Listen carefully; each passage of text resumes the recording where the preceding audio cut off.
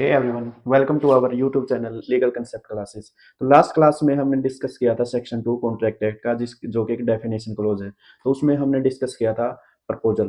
Proposal क्या होता है, क्या उसकी डेफिनेशन के बारे में डिस्कस किया था। उसके साथ साथ हमने उसके एसेंशियल्स के बारे में डिस्कस किया था कि उसके एसेंशियल्स क्या क्या होते हैं। उसके बाद हमने डिस्कस किया था कि काउंटर प्रपोजल क्या होता है, क्रॉस प्रपोजल क्या होता है। तो आज के लेक्चर में हम डिस्कस करेंगे इनविटेशन टू प्रपोजल की इनविटेशन टू प्रपोजल क्या होता है, और इनविटेशन टू प्रपोजल और प्रपोजल में क्या डिफरेंसेस होते हैं। उसके बाद हम डिस्कस करेंगे स्पेसिफिक प्रपोजल, जनरल प्रपोजल, और उसके बाद जो भी डेफिनेशन रहती है सेक्शन 2 के अंदर उसके बारे में डिस्कस करेंगे।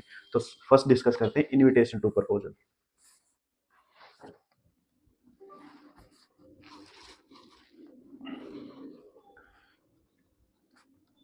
Invitation to proposal.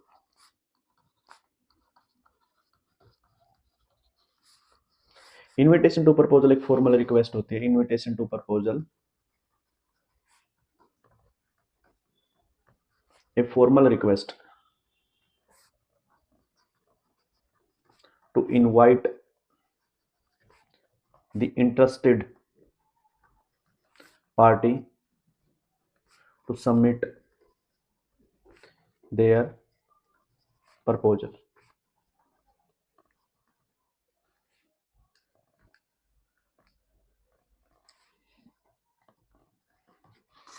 तो क्या इनविटेशन एक फॉर्मल रिक्वेस्ट होती है कि हम किसी भी पार्टी को, जो भी इंटरेस्टेड पार्टी उसको इनवाइट करते हैं कि वो अपना क्या करे, प्रपोजल सबमिट करे। फॉर एग्जाम्पल, जैसे कि हम जाते हैं हर daily day to day life में, जैसे मार्केट में जाते हैं कुछ सामान परचेज करने के लिए, ग्रोसरी का सामान होगा या फिर हम शॉपिंग शॉपिंग के लिए भी जाते हैं। तो जो भी चीज हम खरीदते हैं उस पर एक प्राइस टैग होता है, अगर आपने नोटिस किया है। ठीक है। या कुछ गुड्स जो डिस्प्ले के अंदर होती है उस पर भी अलग से एक प्राइस टैग होता है। तो प्राइस टैग क्या होता है?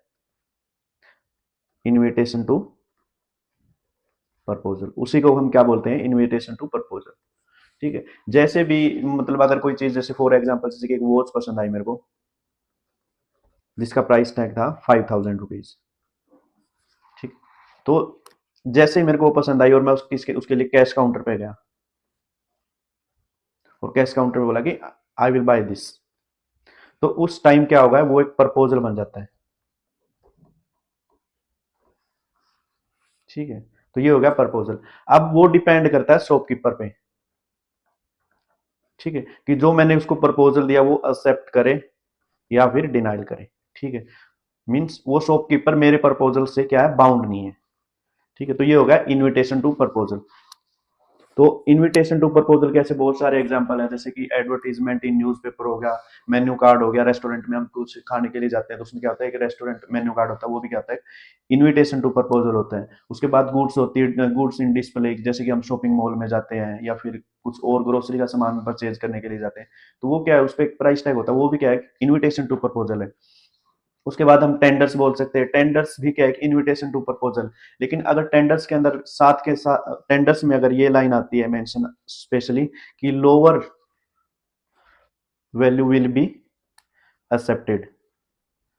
ठीक है। तो अगर ऐसा कुछ आता है साथ में, तो उस केस में ये इनविटेशन टू प्रपोजल की बजाय क्या माना जाएगा, प्रपोजल। ठीक है। तो ये हो गया इनविटेशन टू प्रपोजल। उसी तरीके से जो अकॉर्डिंग टू मूल है, उन्होंने भी इस इनविटेशन टू की एक डेफिनेशन को बताया कि वो डेफिनेशन क्या है। Invitation to proposal is, according to Mulla,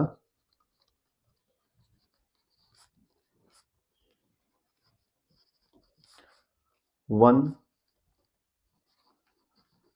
signify to another his willingness, not sorry another, one signify to another not his willingness, दोबारा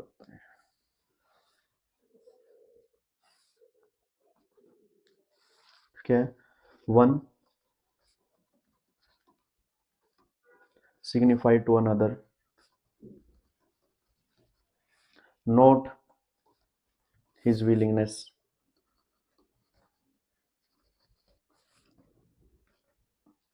but similarly the information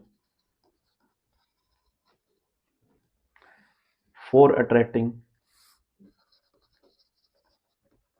attracting the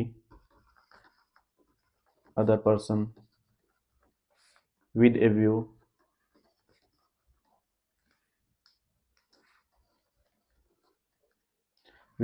to obtain the proposal is known as the invitation to proposal। ठीक है, तो इसको हम क्या बोलेंगे, invitation to proposal.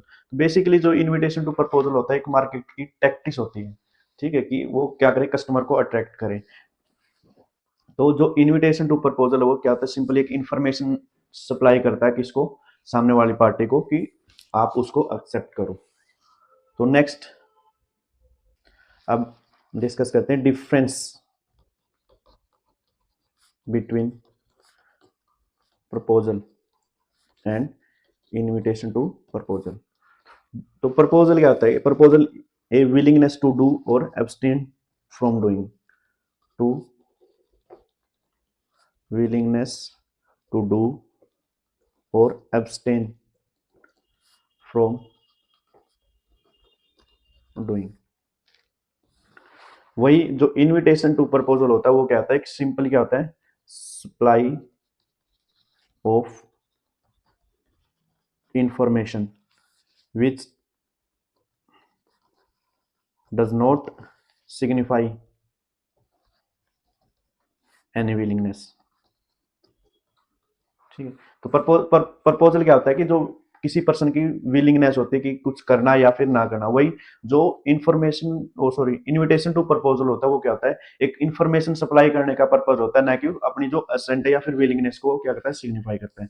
Second thing क्या है, प्रपोजल क्या होता है, जो पार्ट होता है एग्रीमेंट का, पार्ट ऑफ द एग्रीमेंट। ठीक है, वही जो इनविटेशन टू प्रपोजल है वो किसका पार्ट नहीं होता, एग्रीमेंट का पार्ट नहीं होता। Third one is the object of the proposal is to assent। Object क्या होता है प्रपोजल का, to obtain the assent of the other। ठीक है, वही जो मेन जो ऑब्जेक्ट होता है किसका, इनविटेशन टू प्रपोजल का, वो होता है कि to obtain the proposal, to obtain the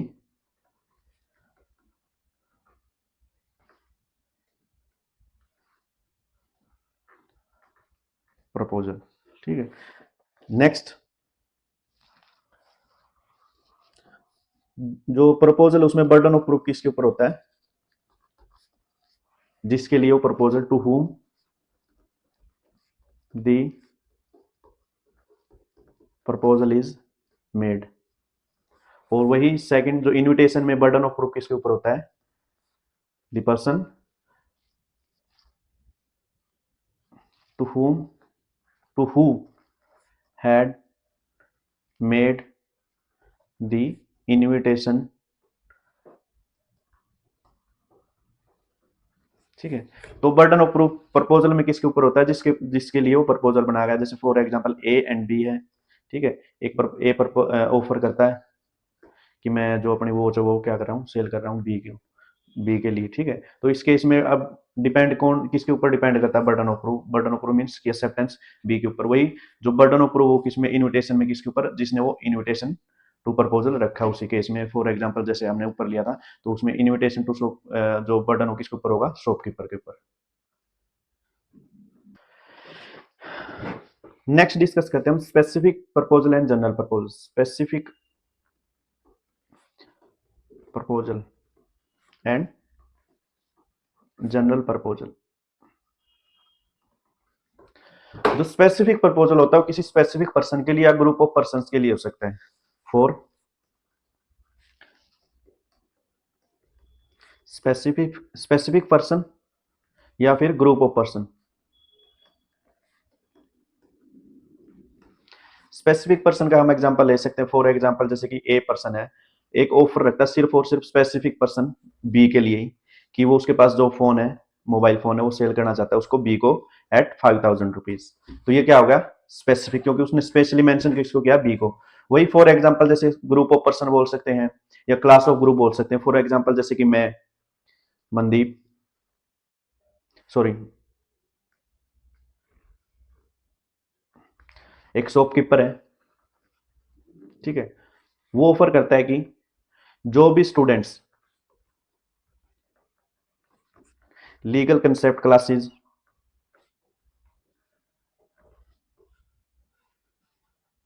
को ये चैनल को सब्सक्राइब करेगा, उसके लिए मैं 20% डिस्काउंट करूंगा। ठीक है, तो अब ये किसके लिए हो गया, ग्रुप, स्पेसिफिक ग्रुप हो गया कि जो जो स्टूडेंट्स है, जो भी अगर लीगल कंसेप्ट क्लासेस के चैनल को सब्सक्राइब करेगा, उनके लिए क्या करेगा, वो डिस्काउंट कर देगा। तो ये क्या हो गया, ग्रुप ऑफ पर्सन हो गया। वही क्या है, जनरल प्रपोजल। जनरल प्रपोजल क्या होता है, वर्ल्ड एट लार्ज।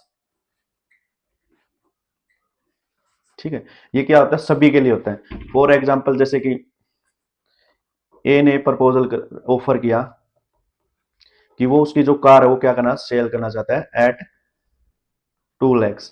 ठीक है, तो ये क्या हो गया, इसमें किसी को, किसी ने किसी के लिए, ये क्या है, जनरल प्रपोजल है, किसी को इसमें स्पेसिफिक मेंशन नहीं किया, तो ये क्या हो गया, जनरल प्रपोजल। ठीक है, तो Carlill versus carbolic smoke ball 1893। इस केस के फैक्ट क्या थे कि एक डिफेंडेंट होता है, उसकी एक कंपनी होती है, मेडिसिन की कंपनी। तो वो एक मेडिसिन इंट्रोड्यूस करते हैं इन्फ्लुएंजा के लिए, उस मेडिसिन का नाम था कार्बोलिक स्मोक बॉल। साथ के साथ वो एक एडवर्टाइज भी निकालते हैं कि अगर कोई पर्सन जो इन कार्बोलिक स्मोक बॉल है उसका यूज करता है thrice a day for 2 weeks, तो वो क्या होगा कि उसको इन्फ्लुएंजा नहीं होगा। बट अगर किसी को हो, अगर उसके बाद भी किसी को इन्फ्लुएंजा हो जाता है, तो उस केस में वो कंपनी उसको $1000 पे करेगी। साथ के साथ कंपनी ने क्या किया, जो $1000 उन्होंने अनाउंस किए थे, वो क्या कर दिया, बैंक में एज ए सिक्योरिटी डिपॉजिट कर दिए। ठीक है, तो इसके बाद क्या होता है कि कार्लिल एक पर्सन होता है, वो क्या करता है, जैसे जैसे कंपनी ने बताया था कि 2 वीक्स के लिए उसको वो टैबलेट लेनी पड़ेगी थ्राइस ए डे, तो वो ऐसे ही करता है। उसके बाद क्या होता है कि फिर भी उसको क्या हो जाता है, वो इन्फ्लुएंजा से इन्फेक्टेड हो जाता है। ठीक, तो उसके बाद जो वो क्या करता है, वो पैसे क्लेम करने के लिए जाता है, तो वो कंपनी वाले उसको क्या करते हैं, डिनाइल कर देते हैं, तो एक केस फाइल कर देता है। तो उस केस में जब फाइल करने के बाद जो डिपेंडेंट की कंपनी, वो आर्ग्यू करती है कि जो ये तो जो था इनविटेशन टू प्रपोजल था, लेकिन कोर्ट इसमें क्या हेल्ड करती है कि ये इनविटेशन टू प्रपोजल नहीं, ये जनरल प्रपोजल था। जनरल प्रपोजल मैंने बताया था कि general proposal world world at large होता है। ठीक है, और अगर कहीं पर भी जनरल प्रपोजल की बात आ जाती है, तो उस केस में कोई भी पर्सन उसको क्या कर सकता है, एक्सेप्ट कर सकता है। बट स्पेसिफिक प्रपोजल के अंदर कौन एक्सेप्ट कर सकता है, ओनली वही जिस पर्सन के लिए वो प्रपोजल बनाया गया है। ठीक है, तो यही बात कहां पे मेंशन की हुई, सेक्शन 8 के अंदर, section 8 of Indian contract act, जिसके अंदर बताया गया है अगर कोई भी जनरल प्रपोजल है तो उस केस में क्या चीज होगी, एक्सेप्टेंस बाय परफॉर्मिंग कंडीशन और रिसीविंग कंसिडरेशन। तो इस सेक्शन में क्या है कि जैसे अगर इसी केस का एग्जांपल ले लेते हैं हम, जो डिफेंडेंट की कंपनी थी, उन्होंने एक टर्म एंड कंडीशन क्या थी कि वो कोई भी पर्सन अगर उस टेबलेट का यूज करता है thrice thrice a day for 2 weeks, तो वो क्या करेगा, इन्फ्लुएंजा से इन्फेक्टेड नहीं होगा। ठीक है, तो जो कार्लिल पर्सन था, उसने क्या किया, इस टर्म एंड कंडीशन को क्या कर लिया, एक्सेप्ट कर लिया। मींस अब वो क्या होगा, जो कंपनी वो क्या होगी, बाउंड होगी इसके प्रपोजल से। ठीक है, तो इस केस में अब जो कार्लिल वो क्या हो जाएगा, लाइबल, जो सॉरी कंपनी क्या लाइबल होगी उसको, कार्लिल को पे करने के लिए। तो कोर्ट ने यही हेल्ड किया कि जो जनरल प्रपोजल है, जनरल प्रपोजल है, अगर उसमें कोई टर्म एंड कंडीशन है, अगर आप उसको फॉलो कर लेते हो, तो ऑटोमेटिकली क्या मानी जाएगी, एक्सेप्टेड माना जाएगा, कि मींस उस पर्सन ने आपका जो प्रपोजल था वो क्या कर लिया, एक्सेप्ट कर लिया। ठीक है, तो इस केस में जो कार्लिल है वो क्या है, लाइबल है। जो कंपनी ने उसको £1000 थे, वो क्या करने पड़ेंगे, उसको कंपनी उसको पे करेगी कार्लिल को। ठीक है, तो ये केस के, इस केस के फैक्ट थे। अब नेक्स्ट इसके बाद आती है डेफिनेशन, जो हमारी सेक्शन 2 के अंदर क्लोज सी, जो कि मैंने पहले भी बता दिया था, जिसके अंदर इसमें बताया हुआ है प्रोमिसर और प्रोमिसी कौन होता है। ठीक है। तो फॉर एग्जाम्पल हम एग्जाम्पल के थ्रू करते हैं, ए एंड बी। ए को ऑफर करता है बी को कि जो उसके पास जो वॉच है वो सेल कर रहे हैं एट 5,000 रुपीज। ठीक है। तो अब इसमें जो प्रपोजल जिसने ऑफर दिया उसको हम बोलेंगे प्रोमिसर, और जिसके लिए वो फिर है वो कौन हो गया? प्रोमिसी। ठीक है। अब इसको हम ऑफरर भी बोल सकते हैं और इसको हम बोल सकते हैं ऑफरिंग। ठीक है।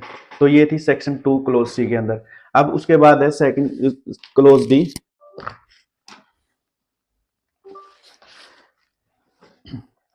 तो इसके अंदर बताया क्लोज डी के अंदर सेक्शन 2 क्लोज डी।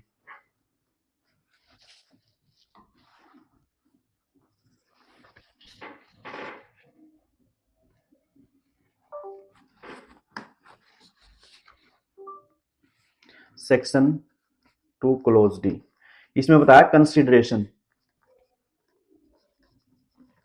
कि कंसीडरेशन क्या आती है। इसमें क्या है?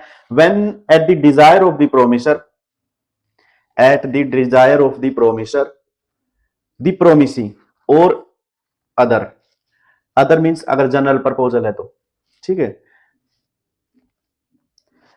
और any other person had done और एब्सटेन फ्रॉम डूइंग और डज और एब्सटेन फ्रॉम डूइंग और प्रोमिस टू डू और abstain from doing something such act और एविडेंस और promise is called the consideration. Means वैसे तो जो कंसीडरेशन का टॉपिक हम एक अलग से इसकी क्लास करेंगे, उसके अंदर पूरा डिटेल में डिस्कस करेंगे। बेसिकली मैं वैसे बता देता हूँ कि कंसीडरेशन क्या होती है। कि जैसे कि प्रोमिस प्रपोजल के अंदर क्या था कि one person signify to another is willingness to do और abstain from doing. For example जैसे ये ऑफर दिया इसने, ठीक है। अब क्या ऑफर क्या था कि मैं मेरी वॉच सेल कर रहा हूँ 5,000 रुपीज में, ठीक है। और इसने क्या कर दिया? ऑफर एक्सेप्ट कर लिया, ठीक है। अब ऑफर एक्सेप्ट करने के बाद अब ये क्या करेगा? जो चीज पे करेगा इसको, जैसे 5,000, तो ये क्या होगी? कंसीडरेशन होगी इसकी। ठीक है, बस अभी के लिए इतना ही समझ लो, लेकिन नेक्स्ट क्लास में हम डिटेल में डिस्कस करेंगे कंसीडरेशन पूरा कंप्लीट। ठीक। अब इसके बाद क्या है? सेक्शन 2 क्लोज ई। ये भी चीज हम ऑलरेडी डिस्कस कर, set of promise, set of promise, sorry, every promise और सेट ऑफ प्रोमिस क्या माना जाएगा? Agreement plus consideration. क्या होगा ये? एग्रीमेंट। इसका भी एग्जांपल ले लेते हैं। फॉर एग्जांपल जैसे यही था, ए वाला, ए एंड बी वाला, कि वो सेल कर रहा है वो 5,000 रुपीज में। ए ने क्या किया? इसको ऑफर दिया, बी ने क्या कर लिया? उसका एक्सेप्ट कर लिया, तो क्या हो गया? प्रोमिस। ठीक है, प्रपोजल हो गया। प्रपोजल प्लस अब कंसीडरेशन होगी साथ में, तो ये क्या हो गया? प्रोमिस। प्रोमिस के साथ कंसीडरेशन प्लस प्रोमिस क्या हो जाएगा? एग्रीमेंट। ठीक है। नेक्स्ट क्या है? Reciprocal promise. ये भी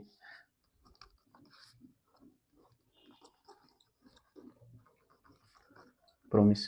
अब इसमें ये था, ए, जैसे ए और बी के बीच में कॉन्ट्रैक्ट, सॉरी, प्रपोजल हुआ था कि वो उसको वॉच देगा और वो उसको पैसे देगा। तो ये क्या आ गया? जो फर्स्ट प्रोमिस क्या था कि वो उसको क्या करेगा? वॉच देगा।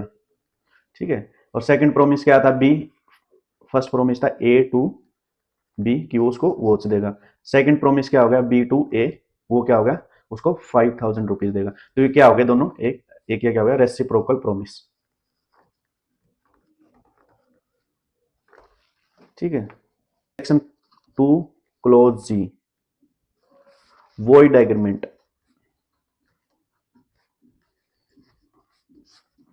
वॉइड एग्रीमेंट वो एग्रीमेंट होते हैं जो नॉट एनफोर्सेबल बाय लॉ।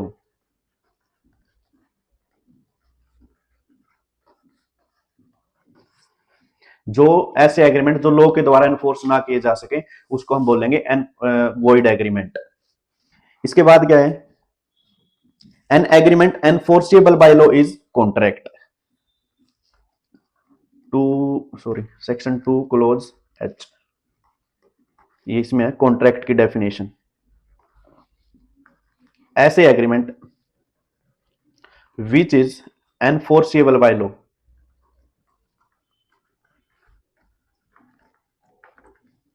ठीक है, कि जो लॉ के द्वारा हम क्या कर सकते हैं, उनको एनफोर्स करवा सकते हैं। फॉर एग्जाम्पल जैसे कि ए और बी के बीच में एक एग्रीमेंट हो जाता है कि ए ना बी को 100 किलो वीट क्या करेगा, सेंड करेगा किसमें, 2 lakhs में। ठीक है, तो ये दोनों के बीच में क्या होगा, एक कॉन्ट्रैक्ट हो गया, क्योंकि ये एनफोर्सिबल बाय लॉ है। ठीक है, अगर इस केस में अगर वो बी नहीं, ए जो भी कंडीशन थी वो फुलफिल नहीं करेगा, तो क्या कर सकता है, कोर्ट के अंदर सूट फाइल कर सकता है, और वो जो भी उसकी रेमेडी थी वो क्या कर सकता है, क्लेम कर सकता है। ठीक है, वॉइडेबल कॉन्ट्रैक्ट फॉर एग्जांपल जैसे कि एग्जांपल ले सकते हैं, ए और बी के बीच में एक कॉन्ट्रैक्ट हो जाता है, एग्रीमेंट होता है कि वो उसको 100 kg क्या करेगा, ड्रग्स ट्रांसफर करेगा 2 करोड़ में। ठीक है, अब ये कॉन्ट्रैक्ट कैसा है, ये कॉन्ट्रैक्ट क्या है, हम इसको कोर्ट को, इसको क्या कॉन्ट्रैक्ट को हम क्या नहीं करवा सकते, एनफोर्सिबल नहीं करवा सकते, क्योंकि एक इलीगल एग्रीमेंट है। ठीक है, तो ये क्या, इसको हम क्या बोलेंगे, वॉइड एग्रीमेंट। क्लोज आई, इसमें क्या है, वॉइडेबल कॉन्ट्रैक्ट।